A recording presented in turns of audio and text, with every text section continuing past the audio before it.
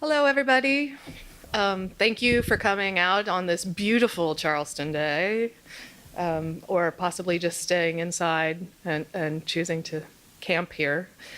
I'm Rebecca Christ. I am the Shared Print Coordinator for the Big Ten Academic Alliance, and with me today are Ben Walker and Geneva Henry, and I, in a moment, will go further into their details or let them do it. I'm going to give a quick overview of the Rosemont Shared Print Alliance, which is a consolidated effort among a few different regional programs to facilitate journals storage and retention. That won't take too long. And then we're going to have just a fairly casual conversation about Rosemont and what it is and what it isn't, and what I think the benefits and the challenges of working collaboratively in this field are. And hopefully Geneva and Ben will have many, many very wise things to say about that. But we also encourage questions and participation. We're very lucky to have several of our other operations and executive committee members here with us today. So y'all feel free to just weigh right in there. All right, well, I guess I'll just stand up here and do this since I'm already up here. So what is the Rosemont Shared Print Alliance? There, see, I just did it. So the principle is that we are shared print retention programs working together in areas of strategic interest to advance and facilitate journal storage. I know that's very exciting, but how it works, that is not supposed to happen. It's going to happen every time, I've got to warn you. So what is the Rosemont Shared Print Alliance? It's regional journal storage programs working together where our goals and interests align. So each of us has a regional shared print program that combines the efforts of several universities. And we found that in preparing these programs, a lot of us are reinventing the wheel sometimes on some of the steps and activities we're trying to take. So this is an effort to be more strategic in efforts to retain and store journals above the consortial level, sort of supra-consortial level with print management. And in so doing, it kind of also gives each of our programs an incentive to move forward with our actions to commit journals to formal retention. Here's what it isn't. It's not a product or a service. We're not developing anything to market or to help anybody else out in a specifically product or service oriented way. We are not a central coordinating or control authority in any way for shared print in journals or anything else. It's not a replacement for any of the other existing national programs or efforts in shared print. And we are exclusively journals. We haven't dealt at all with monographs or other non-print formats.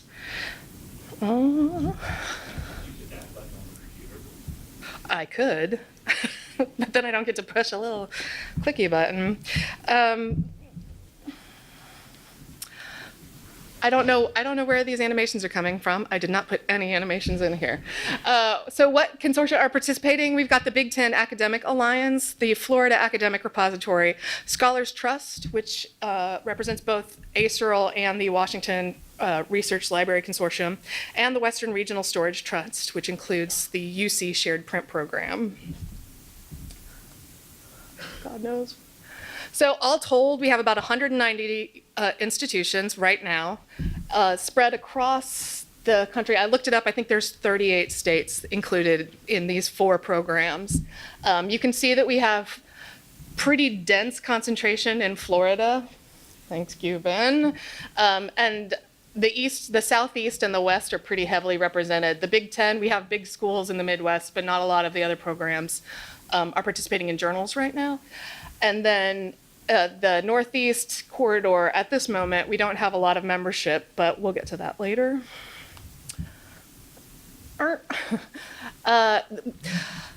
The interest of advancing all of this is that we have a common vision. So each of us has our programs. We're continuing to do set our own goals, enact our own programs, follow through with the programs as we have them set up. But we each share some common visions, and that includes a mission to ensure preservation and availability of print journal literature, and to develop, manage, and coordinate collaboratively the identification, retention, registration, discovery of, and access to shared distributed collection of print journals in the United States.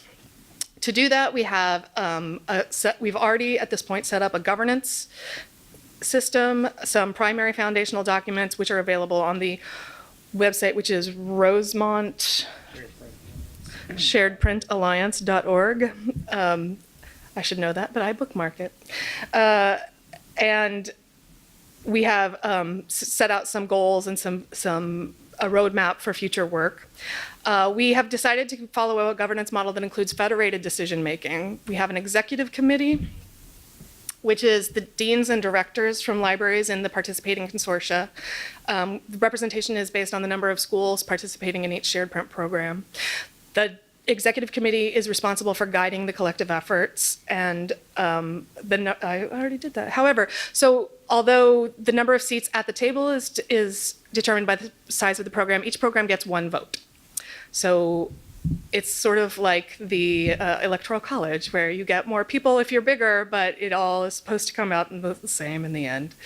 The operations committee includes the shared print program staff from the participating consortia. They are the ones responsible for coordinating activity among the member libraries and executing and supporting the collective efforts of the Alliance. Every time.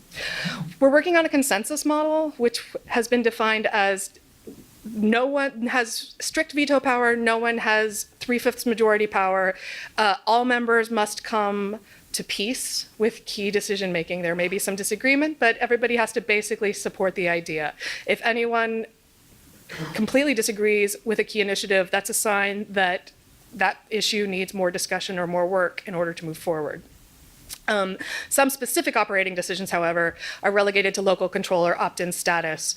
So while the overall vision is determined by the executive committee, there is some local control within the way actual practices are executed. We have an outline of activity for the next 4 years. It was 5 originally. We have moved into year 2. We set a collection growth goal of 100,000 additional titles to be retained. We want to grow the collection of journals that are already stored in America. We are now working on establishing what is a title and how will we find out where those titles are and what can be added. We are also looking at the existing the existing policies of each program to see where areas align and where there may be differences, and resolving differences that are critical to functioning as a cohesive program. We have some shared policies and guidelines. Those are also available on our website. And we are promoting engagement with other programs, both other shared print programs and key initiators in the field. We've had conversations with several other organizations about working either with us or possibly joining us. And as time goes forward, we expect to see that grow.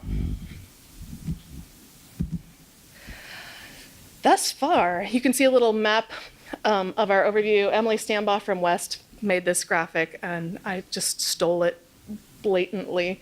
In the last 2 years, we've spent some time sort of developing the structure, exploring what the possibilities were and where we could go with it. Right now, we're in a stage of sort of setting these key foundations of the policies, the guidelines, and the roadmap. And then moving forward, we're moving into the implementation stage where we actually have to figure out how to, and then actually do the work that we intend to do. With that, I'm going to open it up to a little bit of discussion.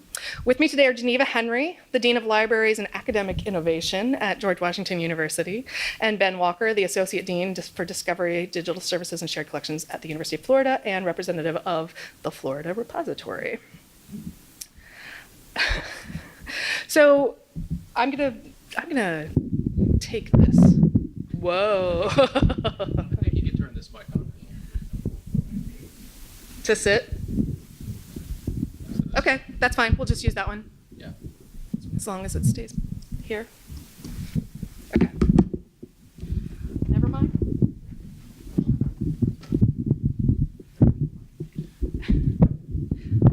Okay, that'll work. So you two can take that one. I was gonna say it's a great beat, but you can't dance to it. But Jay is proving me wrong. Let's start with some basics. So what do you see as the benefits of bringing together these regional programs into some sort of a national effort. What do we hope to get out of that?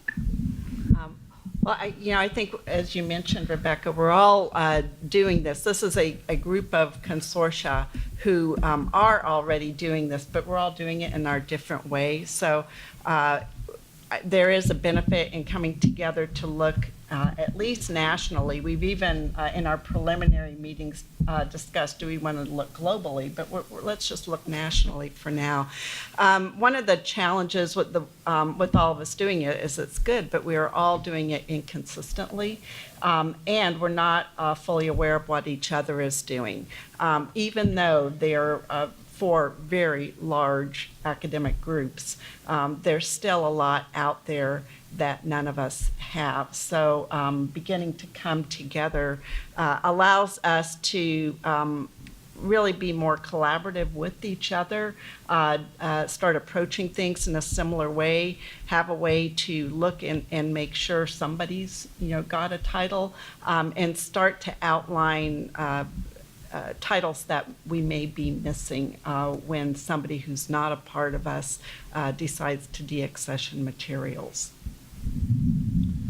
Yeah, and I think when you talk about shared print in general, there's a understanding that it's important and we should do it, but how do we get there? So there's been a lot of talk about having more of a national response to that, and this was sort of a organic gathering of those different groups to figure out how we could get to that point.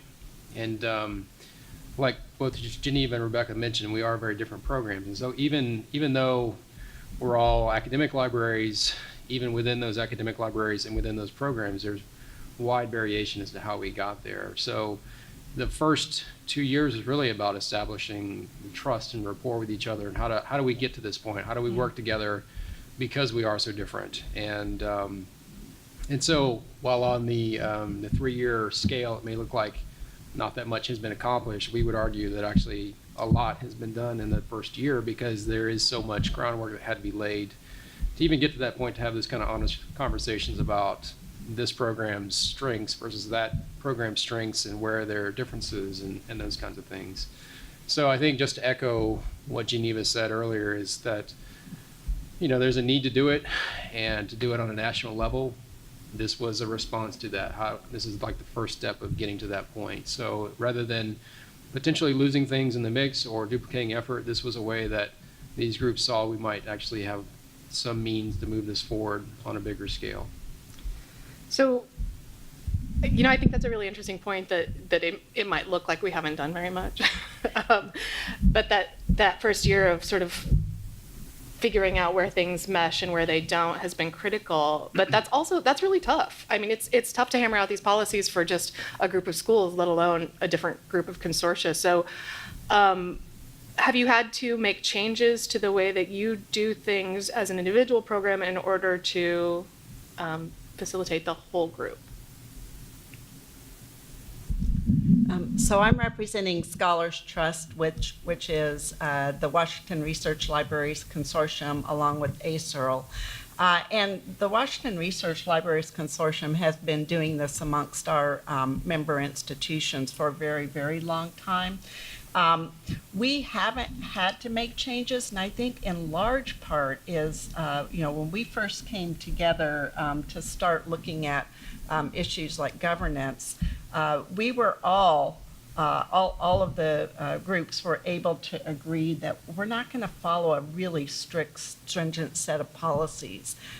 There are some consortia who have very strict standards for how they're doing journal retention, others not so strict. And one of the great things was that we agreed we are not going to go for, the really tight across the board, because I think we probably would have fallen apart at that point. But we all came into this with the spirit of let's see what we're all doing, and look for the guidelines that make sense across all of the programs, and not commit everybody to do everything exactly the same way. So that's been very helpful. Yeah. We haven't had to this point, change what we're doing. Yeah, and I think if you looked at the sort of the way that these programs are organized, they are really different. And within ASERL, I think if you asked John Berger or anybody else in that program, it's been very much an ad hoc approach to how do we retain more print materials. And so we've had subject-based collections and things like that we've tried to tackle, basically a coalition of the willing, more or less, those folks that were interested in taking on agriculture or architecture, just to name some of the things that we've tried to tackle. And so we haven't really, within that program, we haven't really changed how we're approaching print retention, but I think it has helped to make us all more accountable. So we're all much more aware, having negotiated some of these things between the different programs, about how metadata should look. And while we haven't agreed on some of those things, we know that that's a conversation we have to have. You know, and it's been important to move it forward. So we would have probably continued to do the things that we're doing currently, but I think that having these conversations does introduce an element of accountability that forces us to think about it on a broader scale. So it's not just about what's happening within Scholars Trust or FLAIR or whatever program it might be. So aside from trying to align those policy differences or differences in practice, what are some of the other challenges with trying to take this to a larger scale, or even just to work together, whether or not you're scaling up your own program, but just unifying things? I think the governance has been really tricky, and it's taken us a little while to hammer that out. So although the way this initially started is just we had an open invitation for just different programs to come to meet in Rosemont in Illinois, and so we got all these directors and then program officers in the same room, and it just kind of coalesced from there, and eventually we came up with a governance model that we think works for our group. But I think even getting to that point was a bit of a challenge. It took a long time to figure out how we were going to do this. And even then, within Rosemont, so we had our first official executive committee face-to-face meeting last week. And while the people in the room agreed to do certain things, they still had to then go back and promulgate that within their own programs and make sure they have people who agree to those things within their executive boards. And so then we have these decisions we made, but then there's a 3-month window where they're supposed to go back and get buy-in from their programs, and we come back and kind of affirm everything, ratify it. So I think just the scale of what we're trying to do, it's massive, It's a and lot of pieces. it's very distributed. And so I think that's the best way to describe how this has developed so far. I think on the, and Ben's absolutely right, that's the, how we're going to work model that will be essential to make this successful. Getting down to sort of the nitty-gritty brass tacks of how do we make this successful, one of the things we need is a way to know what we all have, some sort of a common registry with the relevant information in it, so that we can compare all of our holdings, in a common way, and also as new titles come up, as we identify more titles, as Rebecca mentioned, we all have stuff, but we have goals to add quite a number of additional titles to our existing holdings to make sure that we have things covered. So, just one of the basics is, okay, well, how are we going to create this registry? So we've been in discussions about ways to do that, and we're looking at some different approaches we can take. I'll step out of fake moderator role here for a minute and speak as a program expert to say that it seems to me that everything that makes doing a shared print program hard at the local or regional level is also hard, and it's also a challenge at when you're trying to combine these programs. So things like the fact that, as of right now, multi-institutional collection analysis for journals is incredibly difficult. Trying to standardize the data among the journals and serials data among any groups of schools is just tremendously hard. And, we know that SCS has been working on developing a journals tool. We've had consistent and ongoing talks with them as they've been developing that. Each of us is using our own ad hoc systems as it is to do that at our local level. So we have a combination of the journal retention and needs listing from Florida, AGWA from California, CRL has done a lot of analysis for a number of us. We've also then tried to figure out how to disclose the data, how to share the data, how to Yeah, and there's the other element of not just adding 100,000 titles, but then making sure we have enough copies spread out through the system, geographically dispersed, so that if something were to go missing, if we loan it to someone else, that we still have copies in the system that we can rely on. So we've also got that as one of the key elements. how many copies would we like to have, Ben? I think it's 3. It's what we're aiming for, geographically distributed. So that's another element. How do we track that? How do we identify those copies and so on and so forth? Mm-hmm. Yeah, even that, with the details. So we've all sort of come up, those of us who've been doing shared print repositories have come up with, a minimum number. Well, if we have 3, they have 3. So now, as we come together, we've got a whole lot more than just 3 of certain journal titles. So we've got to figure out then, who are going to be the primary title owners and responsible for the 3 that we'll have in Rosemont. Have you seen any changes in how retention, either locally or, I mean, we haven't even gotten to the point of really disclosing it through Rosemont or anything. Do you see how it changes access at all? Are your programs, do you have to have electronic access for the print that you store, or do you do some print that doesn't have electronic availability? We do print only. We have some that's print only. We do try to provide it electronically if possible. It's the preferred delivery mechanism for our material that we hold in Flair. So.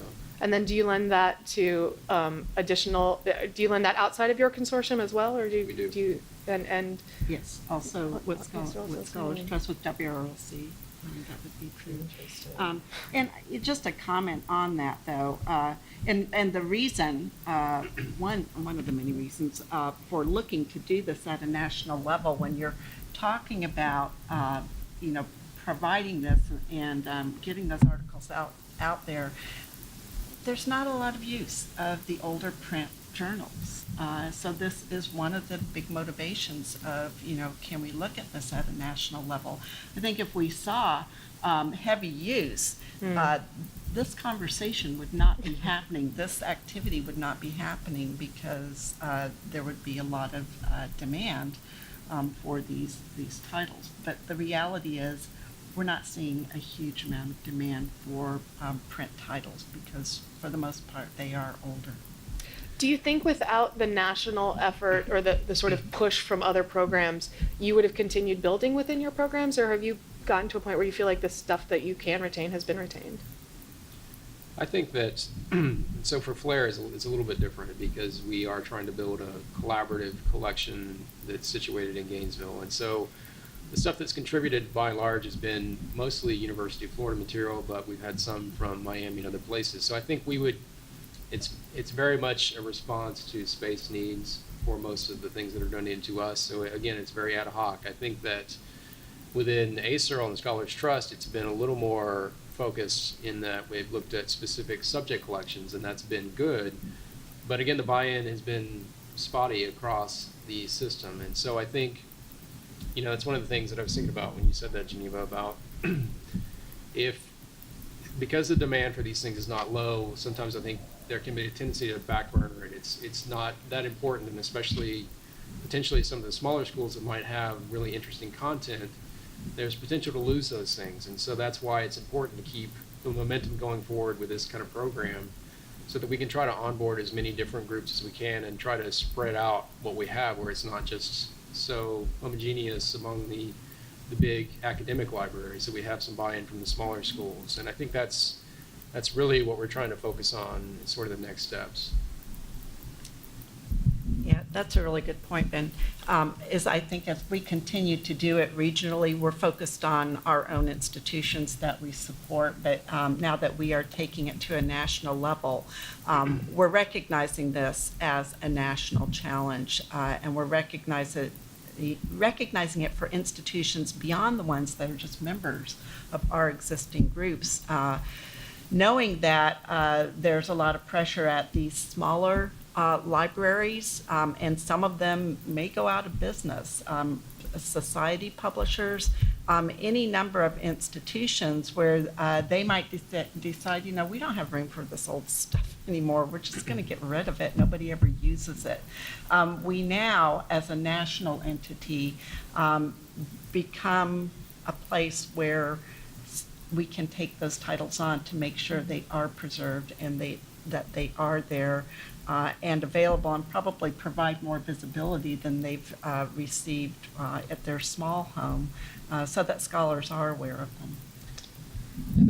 That last copy policy is something that we worked on at our last executive committee meeting. So trying to hammer out the details for how do you actually manage a last copy policy on this scale, and who is it open to? Is it just the Rosemont members? Are we talking about the larger world writ large, across the academic libraries and societies and publishing houses and things like that? So I think that's one that we're still working on.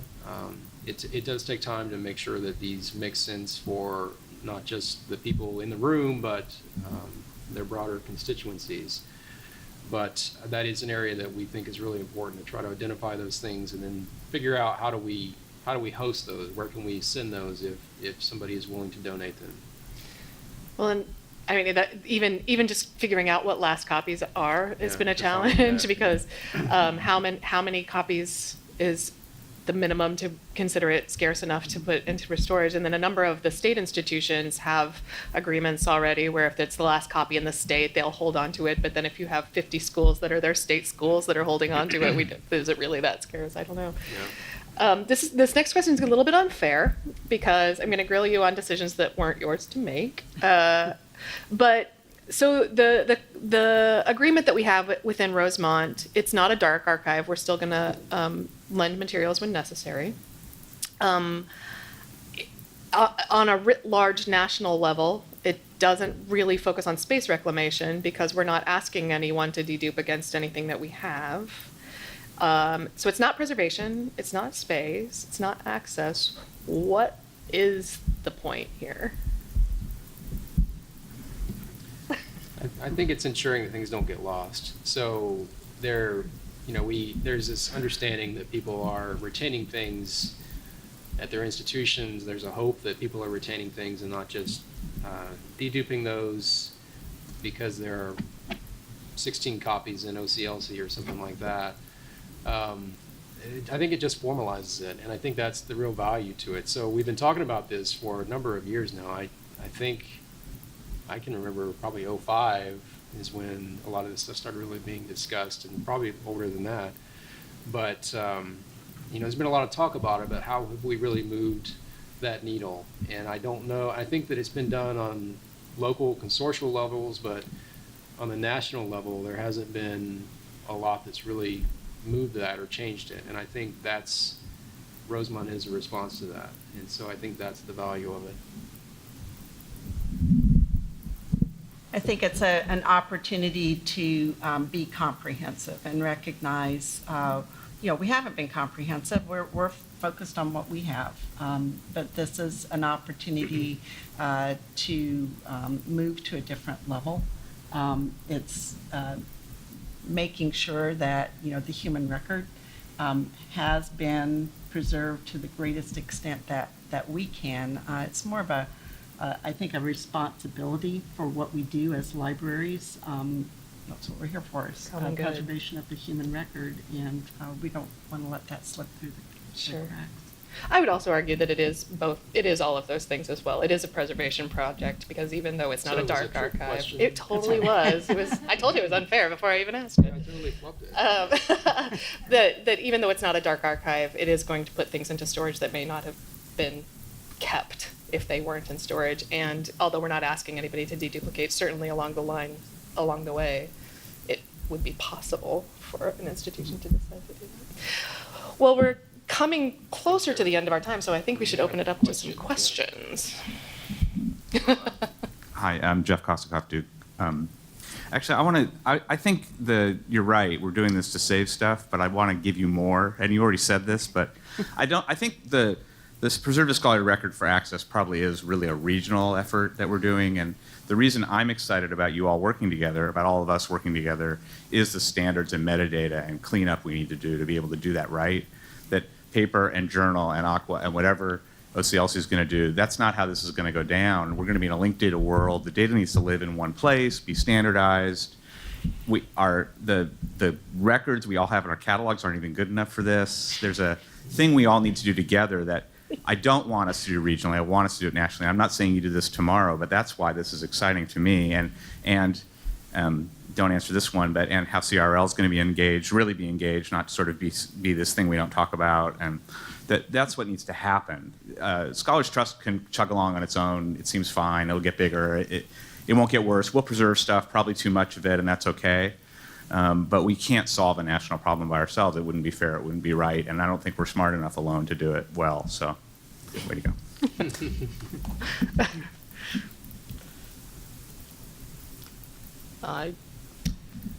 I agree. I was gonna say I have no quibbles with that and no question to answer there. Anybody? I can keep asking questions of these guys if nobody else wants to know details.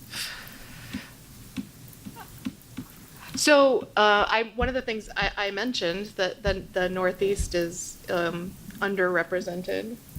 It's noteworthy that we have had conversations with East, and Susan's here. We'll see where that goes.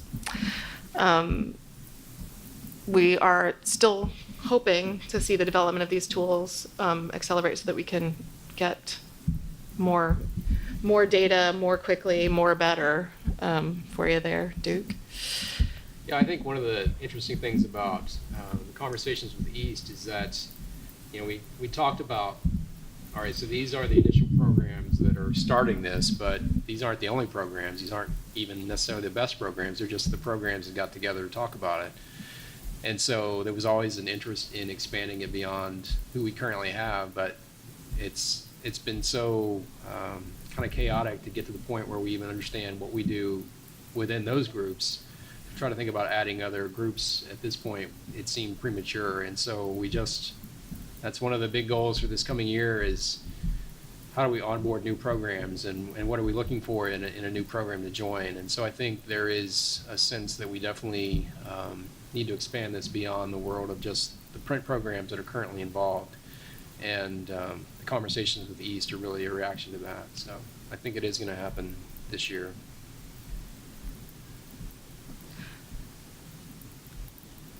Kim?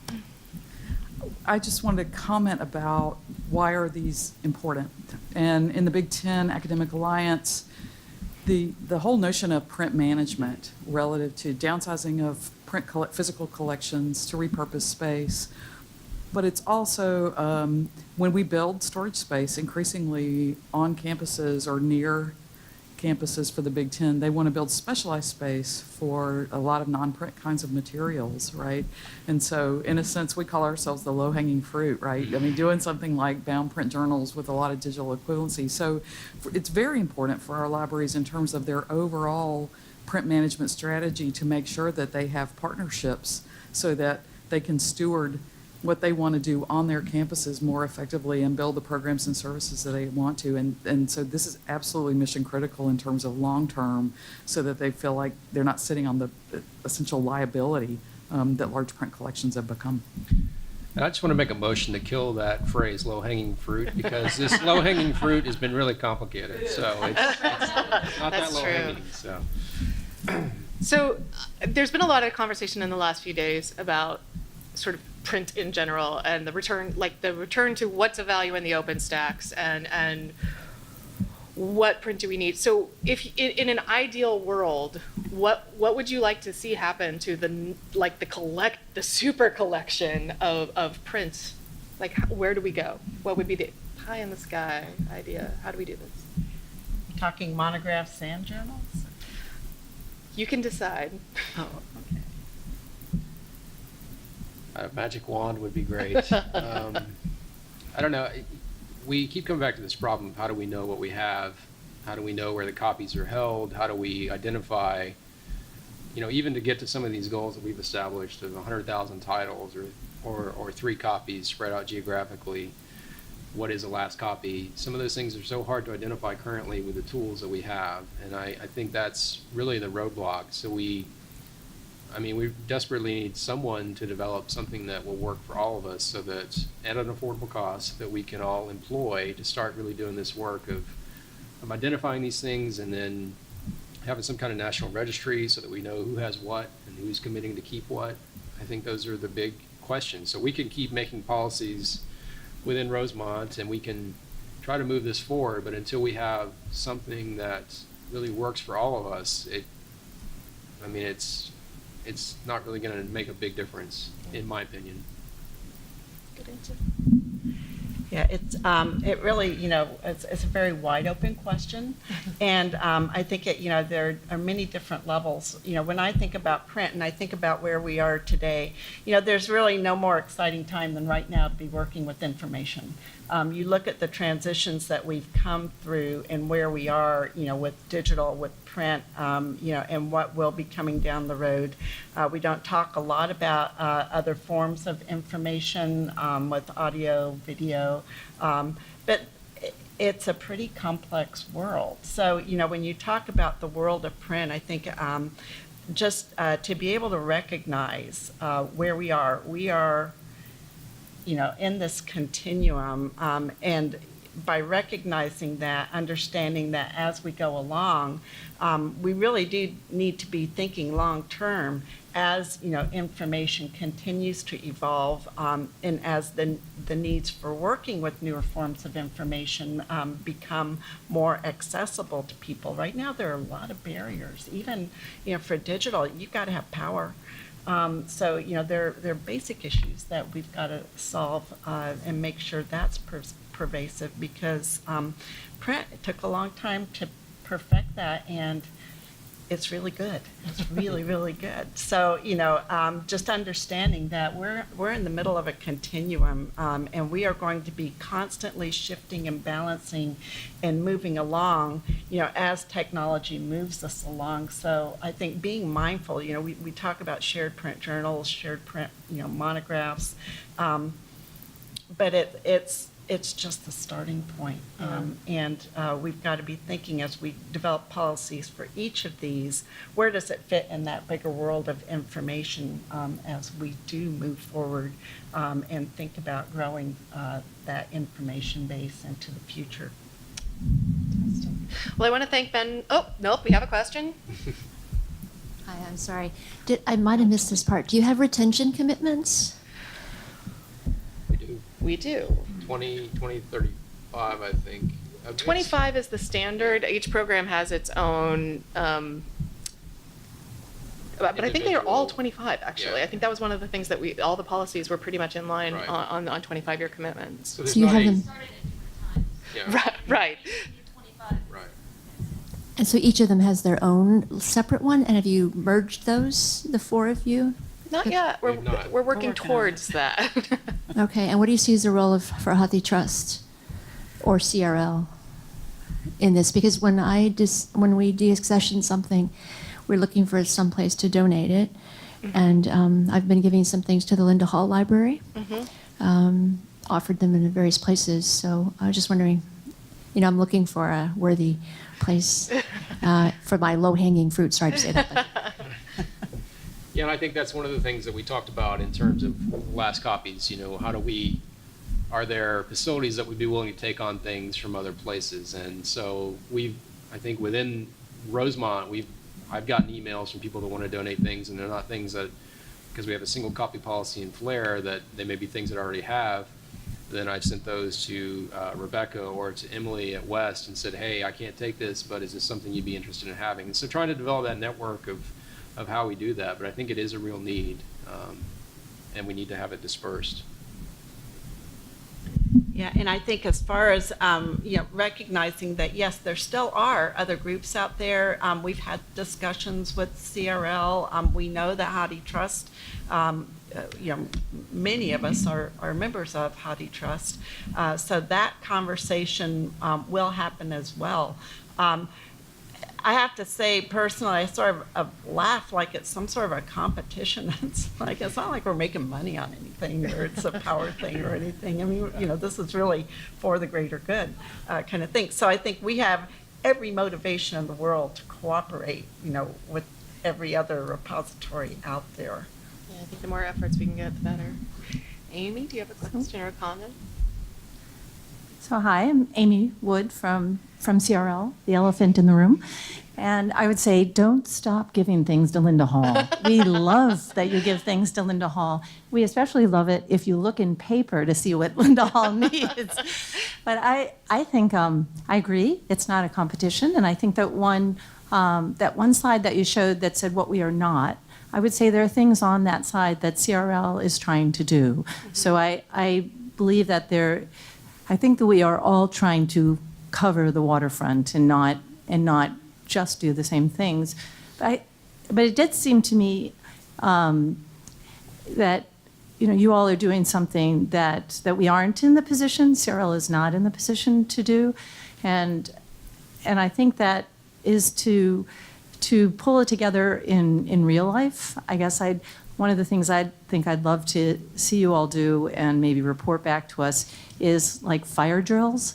Like you could actually, does it actually work? You've got all the great documentation, you're really trying to work this stuff out, but in the end, does it actually do what you want it to do? Because I think that's one of the, and we're certainly not in the position to do that, but does the metadata standard that we have actually meet the need of pulling that thing and giving it to that person? And,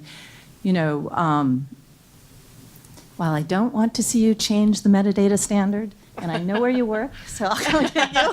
I'll come get you if you do it in my lifetime. No, I think we do. I think need to improve it incrementally and work together. The thing I really fear is that we'll say this metadata standard doesn't work because it came out of this sort of small group decision maker 7 years ago or something, and so let's change it.